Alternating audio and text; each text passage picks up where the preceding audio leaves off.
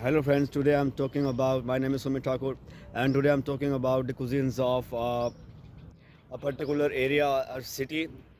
And if you are in a particular city, I can simply say there are a number of restaurants and businesses and number of cars surrounding you.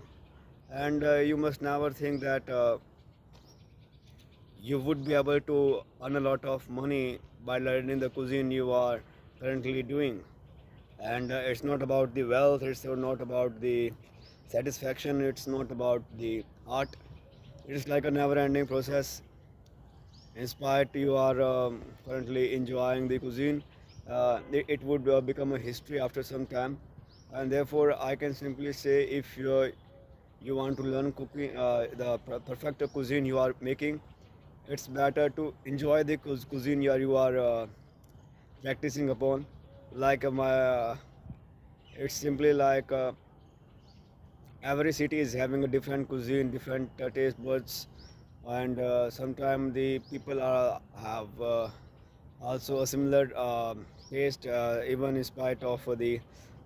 It's like a particular area of about 400 and 500 kilometers circumference. The taste of the all the cuisine of the pizza, and all the stuff that the things that are made in that particular region have some taste similarities, like the um you can simply say that the spices that are used in 400-kilometer particular area are same.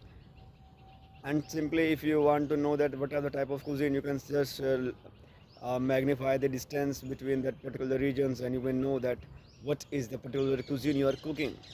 In spite, I can say that in a particular area you are cooking, the cooking mixes with the area and you are located. And all the means there are I can simply say the cuisine we are making, particularly nowadays, is a mixture of the cuisine that we are focusing upon, and the cuisine and the area in which we are located. It simply means the cuisine that you are making is the intersection of the cuisine you are cooking and